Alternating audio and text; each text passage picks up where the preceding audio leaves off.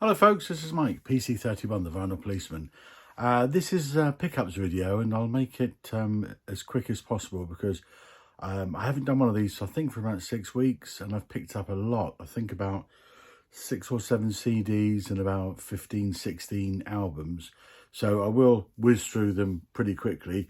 But to start off with, just wanted to show you the CDs I picked up.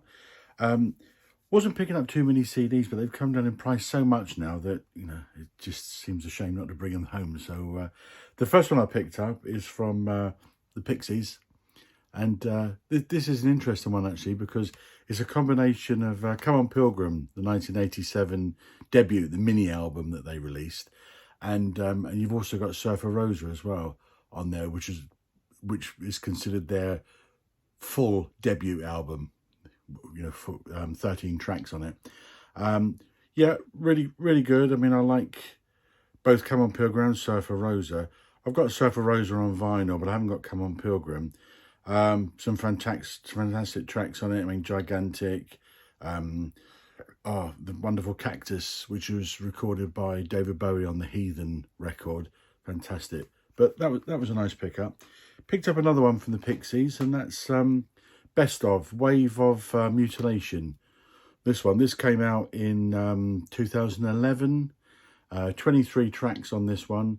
Basically covers from 1987 to 1991. Both of these, of course, were on 4AD label. But this has got some great tracks on. I mean, some of my favourites: Gouge Away, Debaser, Bone Machine, Here Comes Your Man. Neil Young's Winterlong was on this. Really good, some fantastic tracks on that one. So that was a nice pickup. There we go. Also picked up the Cocteau Twins' third album from 1984, Treasure, also on 4AD, a 4AD fest at the moment. Cocteau Twins, obviously very dream pop, a bit shoegazy, very ethereal music. I've liked them for a long time. My favourite's probably Garland's, their debut album, but I haven't got this one on vinyl, so I was pleased to pick this one up. It's for 1984. Picked up some beat bootlegs in a month, and one of the bootlegs, which I'm really pleased I found, was the B-52s. Fantastic cover there. And this is from 6th of October 1979, West Park, Chicago, and it's a soundboard recording, so it's a really good recording. The debut album came out about 3 months to the day virtually before this. So this particular gig is basically all the first album, plus about 4 tracks from the second album, which comes out August 1980. So on this, you've also got things like Strobe Light, Private Idaho from the next album. But as I say, it's a soundboard recording, so really good, fantastic stuff. Also picked up Bruce's new album, which I've also got the vinyl, so I'll speak about that in a moment. And the other two were also bootlegs from one of my favourite bands from Sheffield, post-punk, the Concert Angels. And this is a gig from 1984 from Hamburg, Germany. This was an FM radio broadcast. Basically, 1984, so it's the first 3 albums, plus also Land had come out September 1983, so there's quite a few tracks from Land as well. But as I say, an FM broadcast, so it's really good quality. And picked up another Concert Angels from a little bit earlier, and this is also from Germany, and it's 2nd of December 1981, and this was the Sleep No More tour, the second album they released in 1981. And this is a soundboard recording, so this is a very, very good one. So that's the CDs I picked up. So I'm now going to show you the vinyl. Okay, folks, I picked up some really good vinyl in the month. I'll say about 15, 16 pieces of vinyl. First one is Bruce. And before I say anything, I absolutely love Bruce. I mean, I've a Bruce completist, and I've seen him lots and lots of times. Really looking forward to this one coming out. Yes, not sure. Volume 1, Only the Strong Survive, and it's kind of Motown soul hits. I don't know, but Bruce's voice on it is fantastic. Really, really strong for, what is he now, 73, I think it is. Voice is really good. Production's fantastic. Ron Aninello played virtually everything on it and also co-produced it with Bruce. It's a very safe album.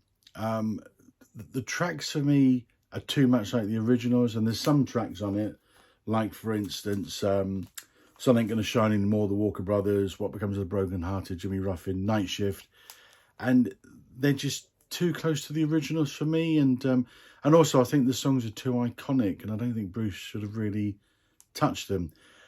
Don't totally see the point in this album, if I'm honest. Love Bruce. Going to see him next year when he comes to Europe to do his tour. But Sega Sessions were an absolute triumph, where he took those songs and he made them his own. But this, as I say, this feels very, very safe. Will I get Volume 2? Yeah, of course I will. Got orange vinyl, double album. Lovely thing. But Bruce's new album. There we go. So the next one I've picked up, completely different. Ride, Nowhere, the debut album from 1990. And this is a reissue album. See the cover there. But yeah, this is a decent album. I was aware about it before, didn't own it before. But Rolling Stone call it a masterpiece. I certainly wouldn't call it that. I tend to gravitate to slow dive when it comes to shoegaze more than probably any other band. But this is it's a decent album. It's growing on me actually. Every time I hear it, I think, yeah, okay, I like that more. But certainly not a masterpiece. It's from 1990, their debut. Now I think this one probably could be considered a masterpiece. Actually, it's Bob Dylan's Freewheelin' from 1963. I've always absolutely loved that cover. I think it's just brilliant with Susie Rotolo on the actual cover. It's just something really sort of warming about that cover. I love it. I think it's brilliant. The tracks on this, I mean, Blowing in the Wind, Girl from the North Country, Masters of War, fantastic. Hard Rain's Gonna Fall, Don't Think Twice, It's All Right. Talking Wartime, World War III Blues, I Should Be Free. Just such a strong album. Fantastic. This is a reissue, one of these Stereo 360 sound ones. But yeah, fabulous album. Really, really good. And another Bob Dylan actually in the month.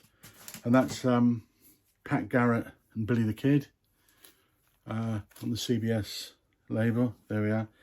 And this one from 1973. Never owned this one before, and I've never had it on CD either. So, but it's quite an enjoyable album actually. The quality of this one, because I think it's been played a heck of a lot.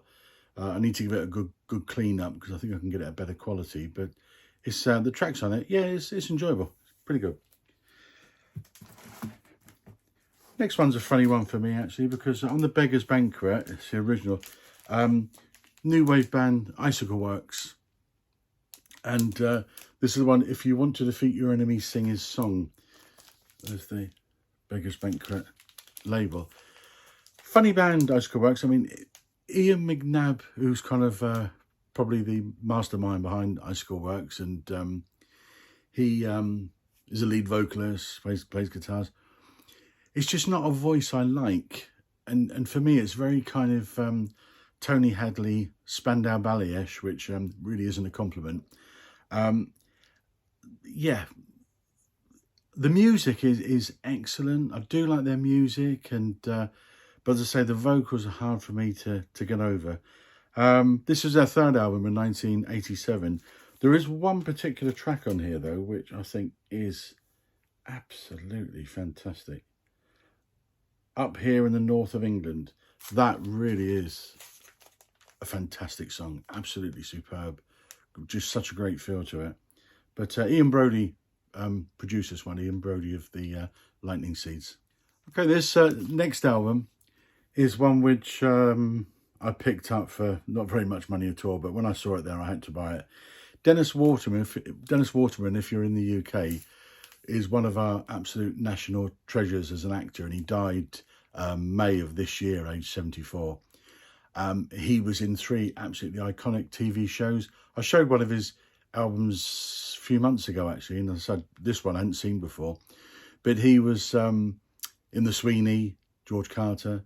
He was in Minder, Terry McCann, and he was in New Tricks. All three of them absolutely iconic, long running TV series from 70s through to recently. So the guy's never really been out of work, and he's done lots in between that as well. But I'll say he passed away this year, and but he liked to have a bit of a warble on the side as well. And I picked up one of his albums many years ago, So Good For You, and saw this one and had to pick it up. This one's actually produced by The Shadows drummer Brian Bennett, and it also has even got a bit of Hank Marvin playing guitar on it as well. Next one, which is really one to avoid in my opinion, Carlos Santana, Oneness, Silver Dreams, Golden Reality from 1979. I like this kind of album, kind of with Indian feel, tablas, sitars. I like that kind of thing. This is nothing like that. It's kind of this Latin jazz fusion, meant to be a bit of psych, R&B. Some of it's live, some of it's studio. Now, I don't think it's very good at all. That will never get played again. Next one is from Marianne Faithfull. This is her 7th album from 1979 on Island label. So it's an OG. Broken English, and it was a comeback album after many years of drug abuse and homelessness. She had anorexia. She had terrible laryngitis, which reduced her octaves of her singing. So that's why she sings very deep and very gruff, very low pitch. But it's very new wave, quite punky. Steve Winwood's on it, but there's some strong songs on it. She does a cover of Working Class Hero, John Lennon. But it's quite an interesting album, actually. Going to speed up a bit now. So, New Model Army from Bradford, West Yorkshire. This is their 15th album, and this was Radio Sessions, 83, 84. This is a compilation album, about 44 minutes long. This is compilation from Radio 1 at the time, during that period, and John Peel was the fantastic DJ who used to discover lots of bands and play them, from Janice Long and Kid Jensen. So from all of their programs there. They were very, New Model Army, very sort of post-punk. The roots were definitely in punk, a bit gothic, a bit abstract. But yeah, this is a solid album.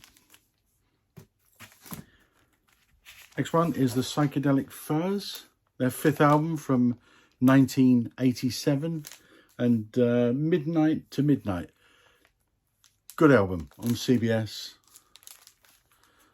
Very good album. I do like the Psychedelic Furs. Next one is Hosannas from the Basements of Hell.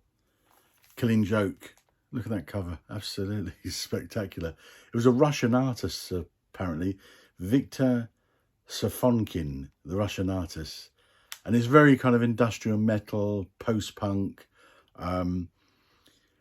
Killing Joke, actually, I prefer Killing Joke's earlier work from 1980s, those early albums. But this is great. This is the last one for Paul Raven. I think he passed away after this, and Youth came back after this. But this is their 12th album from 2006, and this is a reissue, and it's on red vinyl. Yeah, and Killing Joke now actually are right back to their original 1980s lineup of Jazz Coleman, Youth, Geordie Walker, and Paul Ferguson on drums. I've always been a big fan of Leonard Skinner for a long time. I saw them a couple of times in the 70s over in the UK, and before the terrible crash. But this is an album I picked up. Gary Rossington, Alan Collins. I think it's their only album, actually. Anytime, any place, anywhere. And this, I think it's about 3 years after the crash. Well, the crash was 1977. This is 1980. When was this? 1980. Yeah, so it was 3 years after the crash. Got to number 13 on the US Billboard. Gary Rossington said he didn't want it to be too much like Skinner, so they got a female vocalist called Dale Krantz, who he later went on to, I think he married her actually. But it's basically, it's Skinner with a female vocalist. I mean, it's very similar to Skinner, which is fantastic because I love them. Billy Powell and Leon Wilkinson are on it as well from the original Skinhead lineup. This is one for JT's record room, and for Rod, Happy Hippie Guy, Happy Hippie Vinyl Guy, Dylan and the Dead.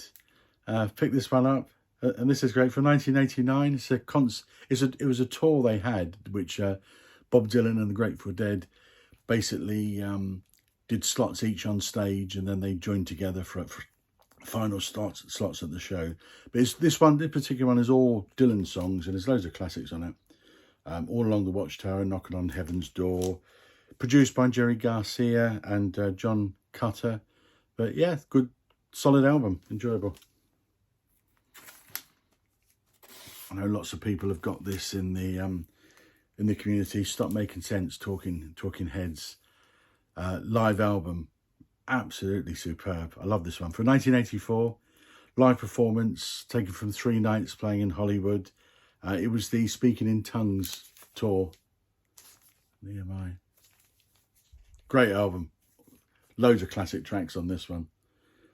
Psycho Killer, Once in a Lifetime. Brilliant. Really good album. This one, I got it the day it came out, but I've, as I say, where I haven't actually shown pickups for a while, I've only just shown this one. It's Ozzy's Patient Number 9. 13th album from Ozzy, this year, and Ordinary Man is a better album for me. Both produced by Andrew Watt, which, I don't know, very young producer. The production is almost overproduced for me. The thing which I think loses it a little bit for me on this one is that there are just too many guest guitarists and musicians on it, and each track is not very cohesive. Each track takes on the identity of that guitarist. I mean, Jeff Beck, Tony Iommi, Eric Clapton, but you've got Mike McCready, Pearl Jam. Taylor Hawkins is even on it as well, drumming wise. Chad Smith, Duff McKagan from Guns N' Roses. Yeah, I prefer Ordinary Man. A bit too overproduced for me. Great colour vinyl there. But it's Ozzy. You've got to have it in your collection. And the final one, folks, for this month is a superb album, The Undertones, All Wrapped Up. What a cover that is.